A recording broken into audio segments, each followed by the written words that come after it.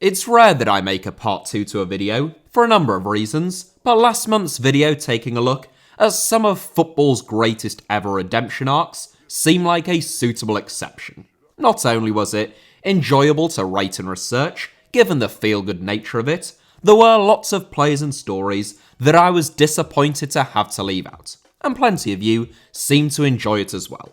Don't worry if you haven't seen it, there is no necessary chronology in which to watch them, so just feel free to give it a watch if you enjoy this one. As with last time out, it is redemption arcs that I'm interested in, not just fairy tale stories, miraculous rises, or late blooms. The player's career trajectory has to have gone up, then down, then back up again, at some stage to be suitable.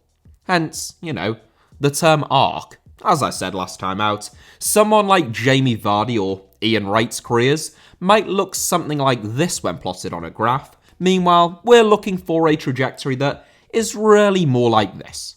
I stress that point only because, despite the very helpful use of my graphs, there was still just a couple of people in the comments who still didn't quite seem to understand. So, hopefully, we are all on the same page this time around. Here are 7 of football's greatest redemption arcs, part 2. 7th, Santi Carzola. I absolutely loved watching Santi Carzola during his time in Europe, except for when he scored a free kick against Hull City in the FA Cup final, yet I dread including him in any one of my videos. That's because if I pronounce his name Santi Carzola, as is common in England, I get called an ignorant, uncultured English swine by Spanish-speaking viewers and subscribers in the comments, and if I pronounce his name Santi Carzola, as is my best effort to pronounce his name correctly as Spanish speakers would, I just get called a melt by English speakers down below in the comments. It is a first world problem, I know, but it seems to happen with Carzola's name more so than anyone else's. I am going with the Spanish pronunciation because I am extremely cultured, whilst also being a total melt.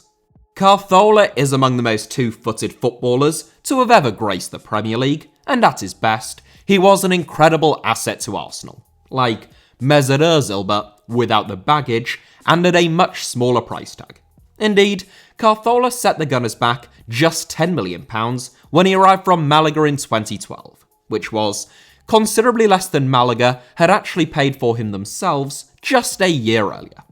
Having been arguably Arsenal's best all-round player over the course of his first 3 seasons at the club, Carzola suffered a knee injury in November 2015, and he wouldn't return until the final day of that season.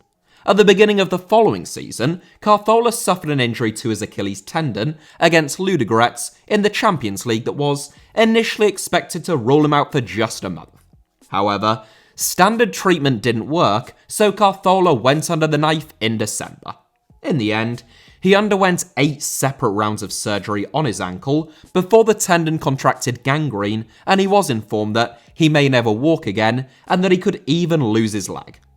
Carzola essentially went 2 whole years without playing any football, having barely played a game in the year before that as well. He was released by Arsenal in 2018, by which stage a skin graft had managed to assuage some of the Spaniards' most pressing fears, but a full return to football still seemed rather fanciful. After a brief period of time training with Alaves' youth team, Carzola felt fit enough to go and train with his old club Villarreal, doing enough to earn himself a contract. That season, Carzola played 46 games, and the following year, he even scored 15 goals, making a stunning return to Spain's national team as Villarreal climbed to 5th place in La Liga. In 2020, Carzola joined Al Sadd in Qatar, where he scored more than 20 goals during his debut campaign, and his return from one of the worst injuries in modern football, and the level that he was able to reach after it, playing some of the best football of his career, was absolutely staggering. 6th, Andrew Redmayne. A man who few people outside of Australia had even heard of just a month ago, Andrew Redmayne is now a global superstar for his heroics, showmanship, and cunning as Australia overcame Peru via a penalty shootout to qualify for the 2022 FIFA World Cup.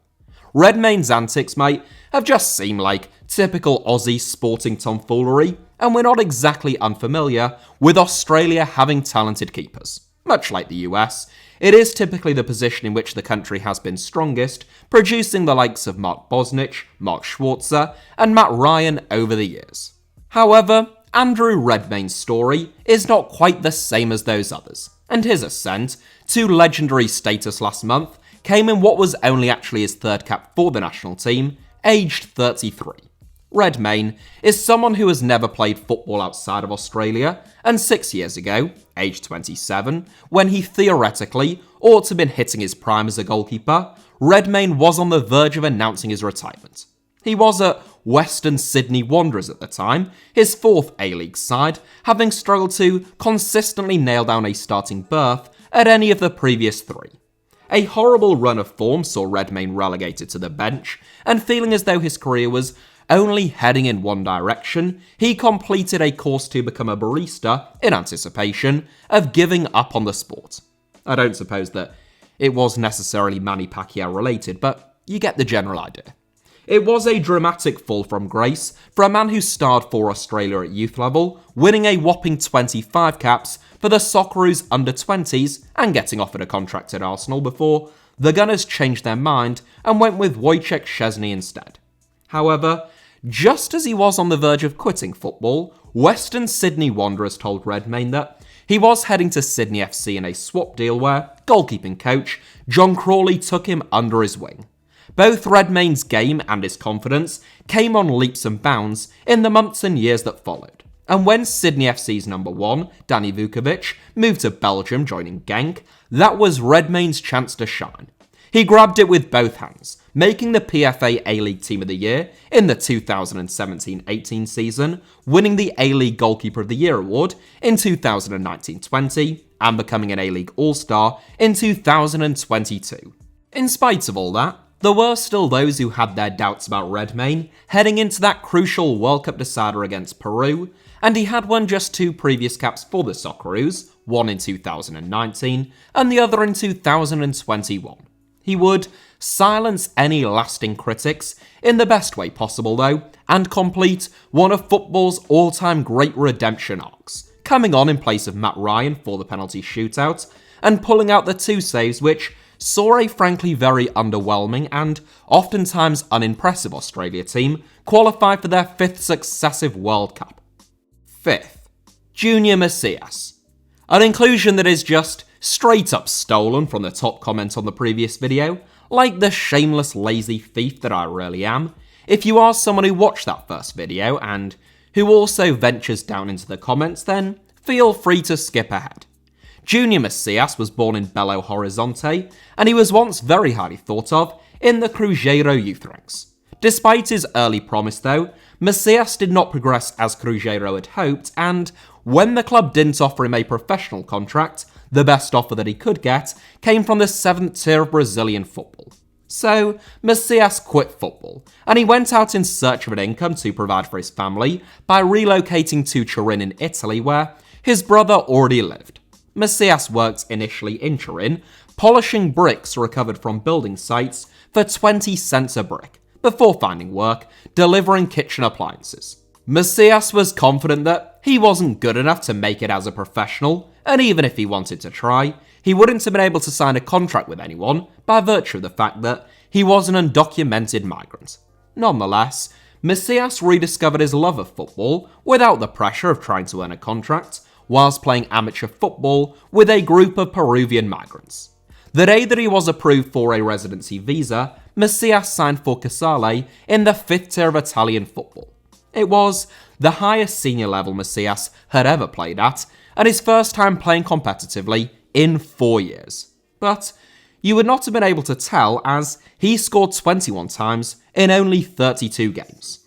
From that point on, Masias' rise was really quite remarkable, as he went, step by step, up through the Italian football pyramid, from Serie D to C to B, and finally A with Cantona. In October 2021, Masias signed for AC Milan on loan, and a month later, he scored the only goal of the game as the Italian Giants beat Atletico Madrid 1-0 in the UEFA Champions League. He went on to win the Scudetto at the San Siro this season, contributing 6 goals and a couple of assists in 26 outings. You could be fooled into thinking that Messias had done a full 180 this season, as Crotone were relegated from Serie B last season without him, meaning that the 2022 Serie A title winner is now officially back at a Serie C club. However, it is widely expected that he will make a permanent move to AC Milan in the coming days or weeks. It is incredible stuff and well worth me stealing, I hope you would agree. Fourth, Peter Reid. There are a number of brilliant footballers who played in England before the creation of the Premier League and, for that reason, and quite often, for that reason alone, do not get anywhere near the credit that they truly deserve. A number of them also happen to have played for Everton, who had an outstanding team in the mid-1980s, and Peter Reid was right at the heart of that side. But firstly, we just need to rewind a little bit.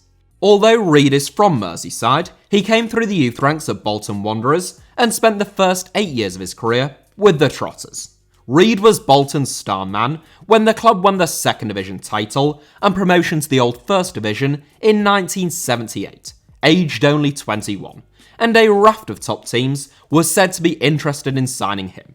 However, the following year, as Reid got his first taste of top-flight football, he suffered the first of what would end up being a series of chronic knee injuries. Bolton were relegated after just 2 seasons in the First Division, and for 5 successive seasons, Reid failed to make 20 league appearances. It looked as though a midfielder who once seemed destined for the bright lights of England and First Division title races had been ruined by injuries, which, by this stage, included a broken leg on top of his vast array of knee injuries. But in December 1982, Howard Kendall took a big gamble on Reid and signed him for £60,000. The cut price tag reflected his fitness problems, but plenty of observers still felt like it was a reckless decision. Reid made 53 appearances in his first full season with the Toffees as the club won the FA Cup, and 57 appearances the season after that as they won the First Division title and the European Cup Winners' Cup. Reid himself was named as the PFA Players Player of the Year for the 1984-85 season. He finished 4th behind only Michel Platini, Preben Elkjær, and Diego Maradona in the 1985 World Soccer Player of the Year race, and in 2003 he was voted into Everton's all-time 11. Reid even became a full England international at long last in 1985 and went on to win 13 caps over the next 3 years. Third, Eric Cantona. You could argue that Eric Cantona had multiple redemption arcs over the course of a short but eventful career. I can think of about 7 off the top of my head, so I would be surprised if there wasn't at least double that amount. There was the time when he kung fu kicked a player at Auxerre and was banned from the national team before returning to score a hat-trick against England and win the under-21 Euros. Then there was the time when he threw the ball at a referee, was banned by a committee for a month, and walked up to every single committee member and individually called them an idiot to their face. They responded by increasing his ban to 2 months, so Cantona announced that he would retire, aged 25. It was Michel Platini who convinced Cantona to make a comeback, and given what he went on to achieve over the next 5 years, you'd have to say that was his greatest redemption arc. The redemption that he is best known for in England at least, though, is another kung fu kick, not on an opponent this time, but on a Crystal Palace fan. We've all been there. You know, when you've had a tough day at work, someone's getting on your nerves, and you think to yourself, do you know what? I'm just going to go 2-foot this right in the fucking chest. The difference is, most of us don't actually do it, and even if we were to do it, it would be unlikely to be broadcast around the world, live to millions of people. That was the case with Cantona though, and following the incident, there was huge pressure on Manchester United to sack him or take some pretty draconian action. Alex Ferguson was renowned for not tolerating bad behaviour or people tarnishing the club's reputation, but as would become a bit of a theme, he made an exception for Eric. Cantona was banned for 8 months by the FA, but Sir Alex stood by him. and convinced him not to leave the club despite the Frenchman requesting that his contract be ripped up. On his comeback, Cantona scored a goal and made an assist in a game against rivals Liverpool, and he went on to play a key role as the Red Devils won back-to-back doubles before retiring at the age of 30. Quite frankly, King Eric could probably have his own 7, but at least we managed to get through some of the most dramatic examples. Second, Brian Clough. There is nothing in the title that specifies that only players can feature in this 7, and Brian Clough's redemption arc as a manager was as dramatic as just about any players. An incredibly prolific centre-forward for both Middlesbrough and Sunderland, Clough's playing days were effectively ended at the age of 27, when he tore the medial and cruciate ligaments in his knee. There would be no redemption for Cloughy that time around, as he was forced to retire 2 years later after trying and failing to make a return. But the old adage that the unfulfilled playing career breeds the best coaches certainly proved poignant in Clough's case. Working alongside his assistant Peter Taylor, Clough took Derby County from the foot of the second division table to the first division title. It was an extraordinary rise, but in an attempt to oust chairman Sam Longson, Clough offered his resignation. Longson called his bluff, and in a move that sent shockwaves throughout the English game, Clough was suddenly without a club. After briefly taking charge of Brighton and Hove Albion, Clough jumped to the chance to join Leeds United, who he had been immensely critical of under their former boss Don Revie, who had left the club to take charge of England. Whilst Clough headed to Ellen Road, Peter Taylor stayed at Brighton, and the combination of losing his right-hand man and inheriting a group of players that he had lambasted over the last few years, who were intensely loyal to Revie, saw Clough's time in Leeds rather rapidly come to an end. Just 44 days was all it took, and Clough's reputation was at its lowest ebb. But a year later, Clough took over at Derby's bitter rivals Nottingham Forest, and he was soon joined by his old comrade Peter Taylor. Together, they would enjoy remarkable success for a second time, taking Forest from the bottom half of the second division to not just the first division title, but also consecutive European Cups. Sadly, Clough and Taylor fell out in 1983 when Taylor took over at Derby County and signed John Robertson. Clough called Taylor a rattlesnake and said that if you ever saw him hitchhiking, he wouldn't just drive past him, he would run him over. And the two of them never spoke again. Taylor died 7 years later, and Clough was never quite the same again.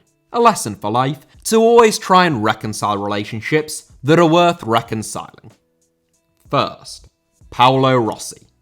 An absolute gem of an inclusion, if I do say so myself. Whilst this 7 is in no particular order, I did earmark Paolo Rossi for top spot from the off. Having begun his career at Juventus, Rossi's career almost ended before it had even begun. He underwent 3 operations on his knee and played only 3 games in 3 years at Juve before joining Como on loan, where he played just 6 games all season in Serie A and, once again, failed to score.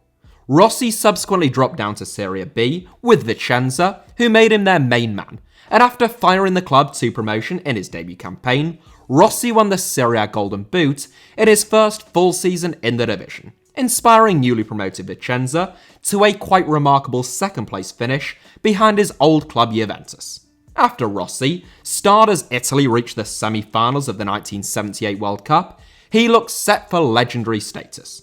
But after joining Perugia on loan, Rossi was implicated in the 1980 Totterero match-fixing scandal that rocked the Italian game. He was banned from football for the next 3 years, which was later reduced to a 2-year ban, but whilst he was suspended, Juventus brought him back to Turin. Rossi returned right at the end of the 1981-82 season, playing just 3 games, and there was outcry in some quarters when he was included in the Italy team for the 1982 World Cup. Journalists mocked Rossi, who unsurprisingly still looked out of shape and totally unfit to be competing at a FIFA World Cup, and during the first group stage, it looked as though they might have had a point. Italy only managed to score 2 goals in 3 games, none of which were scored by Rossi, who had started all 3, and they only progressed from the first round by the skin of their teeth. However, in the second round, Rossi scored a quite incredible hat-trick in a 3-2 win against Brazil to kickstart his tournament in what was one of the greatest football matches of all time. He followed that up by scoring both goals as Italy beat Poland 2-0 in the semi-finals, and he would open the scoring as Italy beat West Germany 3-1 in the final to be crowned as world champions for the first time since 1938. Despite having played virtually no club football for 2 whole years up to that point, Rossi's heroics at the World Cup made him a national icon and a global superstar, as well as winning him the 1982 Ballon d'Or. Not a bad turnaround, I suppose, and a fitting top spot, I hope you would agree. So that is it for today's video, but thank you all very much as ever for watching. I thoroughly hope that you enjoyed it. Hit the like button if that was the case, let me know your thoughts down below in the comments, and make sure that you are subscribed and have notifications turned on for HITC Sevens. You can also find me on social media via the username at HITC Sevens on both Twitter and Instagram, should you wish to do so. Have a brilliant day.